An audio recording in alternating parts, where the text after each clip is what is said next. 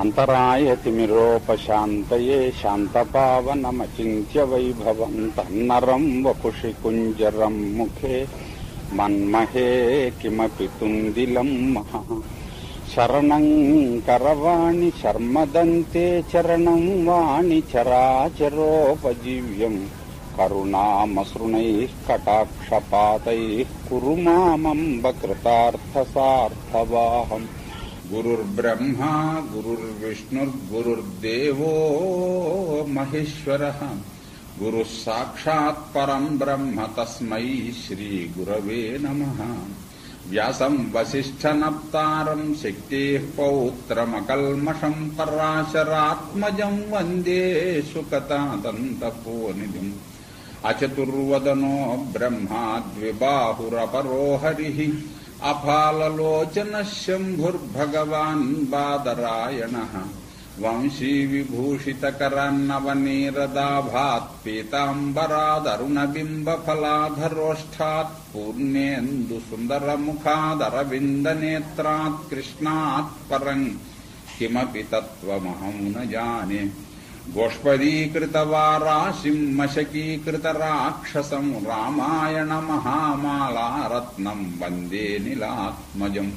ఆపదామపహర్తారం దాతారం సర్వసంపదాం లోకాభిరామం శ్రీరామం భూయో భూయో నమామ్యాం.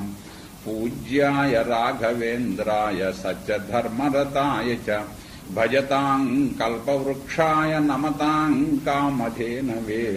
నారాయణం నమస్కృత్య నరం చైవ నరోత్తమం దేవీం సరస్వతీం వ్యాసం తతో జయముదీరయేత్. తిలమాత్రము గ్రహించి తయారు చేసిన ఉత్తమురాలు గనక ఈమె తిలోత్తమ అనే పేరు వచ్చింది. సరే, అలా తయారవ్వాలనే ఆమె సృష్టించారు గనక సృష్టించగానే కొంచెం ముందర ప్రయోగం చేస్తారు, ఎలా పనిచేస్తుందో కనపడడం కోసం. అందువల్ల ఆమె ప్రదర్శనం చేయించాడు విశ్వకర్మ. ఆవిడ తక్కుతూ తారుతూ ఒక్కసారి ఇక్కడ దేవతలు బ్రహ్మర్షులు వీళ్ళందరూ ఉంటే వాళ్ళ చుట్టూ తిరిగిందిట. తిరుగుతూ ఉంటే ఈవిడ తూర్పు వైపుగా వెళ్ళిందిట. ఈశ్వరుడికి తూర్పు వైపు తలకాయ వచ్చిందిట. దక్షిణంగా వెళ్ళిందిట, దక్షిణం వైపున తలకాయ మలిచిందిట. పడమరగా వెళ్ళిందిట, పడమర వైపున తలకాయ మలిచిందిట. మళ్ళీ ఇలా ఉత్తరం వైపుకి వచ్చిందిట, ఉత్తరం వైపున. ఈశ్వరుడే తిలోత్తమును చూడడానికి ఆయన సమర్థుడు గనక తలకో ఏ దిక్కు కాదిక్కే మళ్ళీ తలకాయ తిప్పి చూస్తే బాగోదు అని చెప్పని ఎక్కడికెక్కడే ఓహో తలకాయను పుట్టించేసుకున్నట్టు ఆయన గారు. ఇక మిగతా వాళ్ళ సంగతి చెప్పేది ఏమిటి అని అలా ఆలంకారికంగా చమత్కారం చేస్తాను. అలాగా తిరిగింది. అమ్మయ్య, ఆ వేళ శపించాడు ఏమిటో అనుకున్నాం గాని 1000 కళ్ళు ఉన్నందుకు ఇప్పుడు నా జన్మ సార్థకమైంది అనుకున్నట్ట దేవేంద్రుడు. ఆయన తల తిప్పక్కర్లేదు, ఎటు వెళితే అటే కన్ను ఉంది ఆయన గారికి, ఒంటి నిండా కళ్ళే అయ్యాయి. అంచేతన ఆయన సహస్రాక్షుడు కనుక ఆయన సంతోషించాట. దాంతో ఒక్కడే అక్కడ ఉన్న వాళ్లలో ఒళ్ళు మరిచిపోనటువంటి వాళ్ళు. ఆయన ఎవరంటే బ్రహ్మదేవుడు అన్నాడు. మిగిలిన వాళ్ళందరూ కూడా ఒళ్ళు మరిచిపోయారట. మా తల్లి, ఇక నువ్వు ఇక్కడ ఉండొద్దు గాని సరాసరి ఆ రాక్షసులు ఉన్న చోటకి వెళ్ళు అన్నారు. కాబట్టి గబగబా ఆవిడ్ని సుందులు ఉన్న చోటకి పంపించారు. ఆవిడ ఇంత నైపుణ్యము చూపిస్తూ సుందోపసుందులు ఉన్న చోటకు వచ్చింది. చాలా మంది వీళ్ళిద్దరూ ఎప్పుడు ద్వంద్వ సమాసంలోనే ఉంటూ ఉంటారేమో, వీళ్ళ పేరేమిటో తెలియదు. ఆ మధ్య ఒక మహారచయిత్రి రేడియోలో మాట్లాడుతూను సుందోపుడు సుందుడు అంది ఆవిడ గారు పట్టుకుని. మా తల్లి నువ్వు రచయిత్రి కాబట్టి లోకం అంతా ఎలా ఉంది అని చెప్పని అనుకున్నాం. సుందోపుడు సుందుడు అండి. మన భారతం అంటూ ఒకటి ఉందని దాంట్లో ఏముందో అని ఎప్పుడైనా చదివితేగా పూర్వజన్మలోనైనాను. అంటే సుందుడు ఉపసుందుడును, అది కాస్త సుందోపుడు సుందుడు అయ్యి ఊరుకున్నారు వాళ్ళు.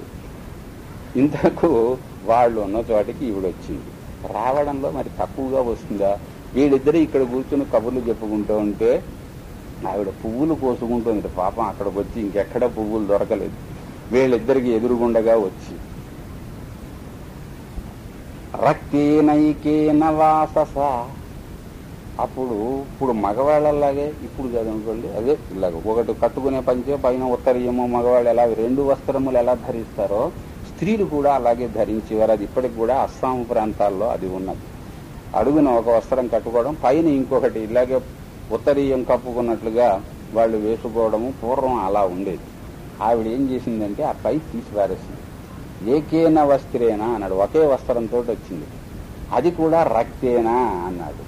ఎరుపు రంగులో ఆకర్షణ ఎక్కువ ఉంటుంది, అందుకోసం అని చెప్పని ఎర్రని వస్త్రం కట్టుకుని అక్కడికి వచ్చింది. అది రజోగుణానికి ప్రతీక కూడా కదా. కామము రజోగుణ సముద్భూతం అయినటువంటిది అయ్యేది. అందుకని ఆవిడ ఎర్రని వస్త్రము ఏకవస్త్రం కట్టుకుని అక్కడ పుష్పములు కోస్తూ వాళ్ళ ఎదురుగుండగా వచ్చింది. ఇంకేముంది, విశ్వకర్మ చేతను ప్రత్యేకించి సృష్టింపజేశారయ్యి. వీళ్ళు ఒక్కసారి తౌతు తీర్త్వా వరం పానం మదరక్తాంతలోచనౌ దృష్ట్వైవ తాం వరారోహం యదితౌ సంబభూవతు. అప్పటిదాకా వాళ్ళు అక్కడ తోటలో కూర్చుని ఏం చేస్తున్నారు అంటే వరం పానం, అతి శ్రేష్టమైనటువంటి పానీయం ఏదో తెచ్చుకుని వాళ్ళు అక్కడ తీత్వా అంటున్నారు. ఆ సమయంలో ఈవిడ అక్కడికి వచ్చింది. బాగా పైకి ఎక్కినటువంటి సందర్భంలో ఈవిడ అలా కనిపించింది. లేచి నుంచుని మొదటివాడేమో కుడివైపు వెళ్ళి కుడి చేయి పట్టుకున్నట్టు, రెండో వాడు ఎడం వైపు వెళ్ళి ఎడం చేయి పట్టుకున్నట్టు. పట్టుకుని మమ భార్య తవ గురుహు అన్నట్టు వీడు.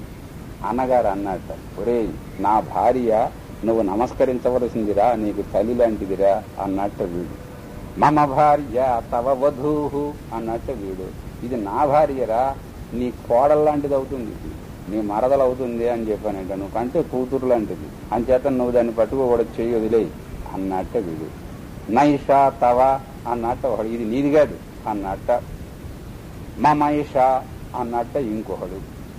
ఇంకే మన్యురావిశతు కామయేష క్రోధయేష రజు. కామాత్ సంజాయతే క్రోధ కదండి, అంచేతన కామం వల్ల క్రోధం వచ్చి పడిపోతుంది.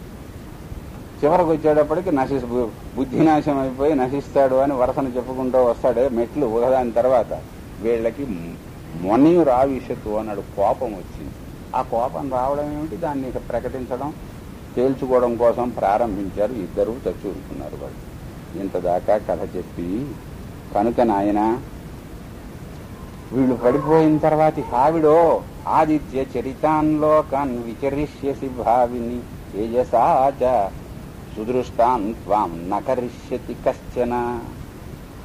ఈవిడికి ఏం వరం ఇస్తే బాగుంటుంది, ఏమివ్వాలి ఈవిడికి? మహాసౌందర్యవతి కమ్మని ఆశీర్వదించాలా? ఆవిడ సౌందర్యానికి ఫలం ఏమిటో ఎంత టైం కనిపించింది. ఇంతకంటే సౌందర్యవతి ఉండే అవకాశం లేదు. అమ్మాయి, నువ్వు రెండవ సూర్యుడేమో అని అనిపించేటట్లుగా ధగధగలాడిపోతూ ఏ లోకానికి వెళ్ళాలనుకుంటే ఆ లోకానికి, ఎక్కడికి వెళ్ళాలనుకుంటే అక్కడికి వెళ్ళి నువ్వు సంచరించగలుగుతావు అనే వరం ఇచ్చారు. అంటే యయాతికి ఏ పుణ్యలోకములు లభించాయో అటువంటి స్థానం ఈవిడికి లభించిందన్నమాట. ఎందుకని అసలు దేవతలనంటూ బతికించింది కదా, అమరులంటూ వాళ్ళు మళ్ళీ ఉండటానికి ఈవిడి గారు కాస్త అవకాశం ఇచ్చింది. అందుకని అంత గొప్ప వరం ఆవిడికి ఇచ్చారు.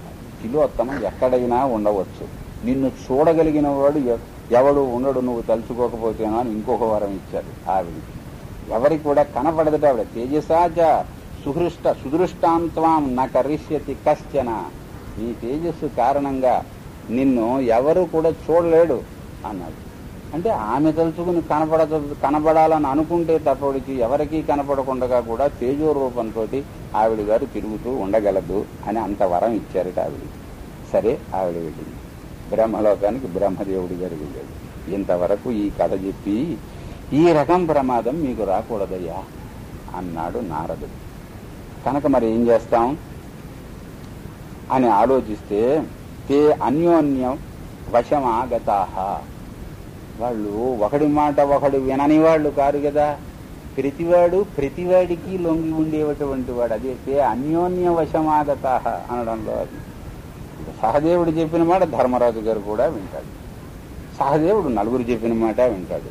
అలాగే ప్రతి నలుగురు మరొకడు చెప్పినటువంటి మాట వింటారు. వాళ్ళు అంత ప్రేమబద్ధులై ఉన్నటువంటి వాళ్ళు కనుక ఏం చేస్తే బాగుంటుంది అని వాళ్ళు ఆలోచించి ఒక ఒప్పందం చేసుకున్నారట. నారద మహర్షి ఈ ఉపదేశం చేసిన వాడే మనకి సాక్షి. ఇది ఏమిటంటే, ద్రౌపదితో ఒకడు ఉన్నప్పుడు వాళ్ళిద్దరూ కూర్చుని కబుర్లు చెప్పుకుంటూ ఉన్నా చాలు. అంటే మామూలు ఇది కాదనుకోండి.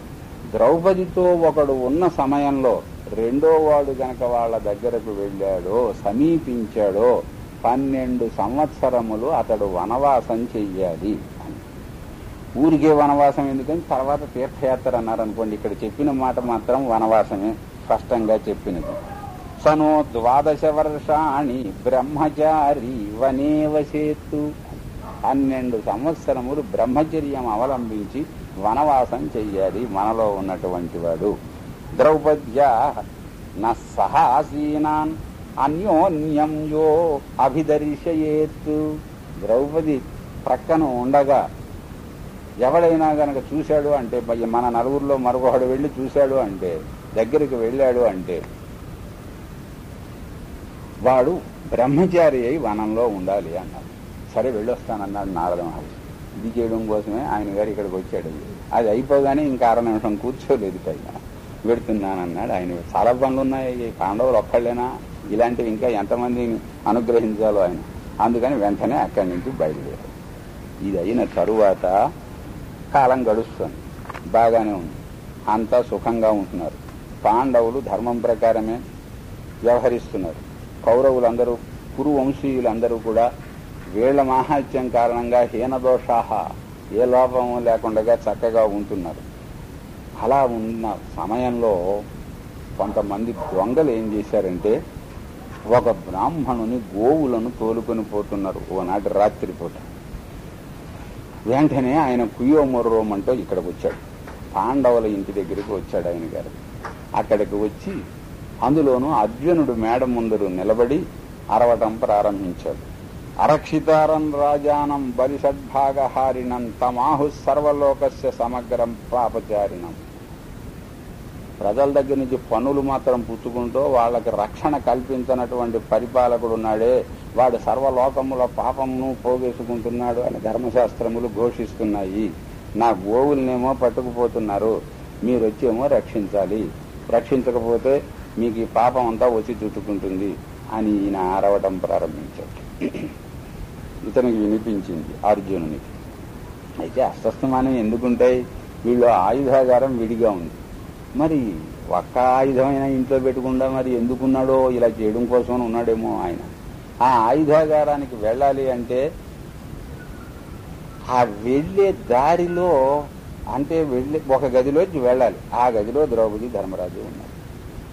ఆయుధం లేకుండా వెళ్ళి ఏం చేస్తాడు, అయితే సరే తర్వాత సంగతి తర్వాత చూసుకోవచ్చును,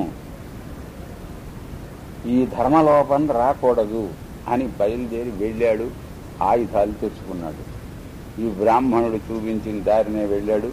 ఆ దొంగల్ని వాళ్ళ పని పెట్టాడు. గోవుల్ని తీసుకొచ్చి మళ్లీ ఆయనకి ఇచ్చేసేశాడు. అధర్మోవా వై మహానస్తు వనేవా మరణం మమ శరీరస్య వినాశేన ధర్మ ఏవ విశేషితే అని నిర్ణయించుకోబట్టి ఆయన వెళ్ళాడు. 12 సంవత్సరములు వనవాసం కాదు, ఆఖరికి మరణం వచ్చినా సరే ధర్మము గొప్పది, దాన్ని మనం పాటించాలి అని అనుకుని ఈయన ధనుస్సు తెచ్చుకున్నాడు. వెళ్ళాడు, విడిపించాడు, ఆయన్ని పంపించేశాడు. ఆ రాత్రికి మాత్రం మళ్ళీ నిద్రలో లేపడం ఎందుకని ధర్మరాజు గారిని ఆయన ఆ రాత్రికి పడుకొనిచ్చాడు. అలాగే మరునాడు పొద్దున్నే ఈయన వనవాసం వేషం వేసుకుని ధర్మరాజు గారి దగ్గరికి వెళ్ళాడు. నేను వెళ్ళొస్తానన్నాడు. స్వస్తి ప్రజాభ్య పరిపాలయంతాం న్యాయేన మార్గేణ మహీం మహిషా గోబ్రాహ్మణేభ్య శుభమస్తు నిత్యం లోకాః సమస్తాః సుఖినో భవంతు.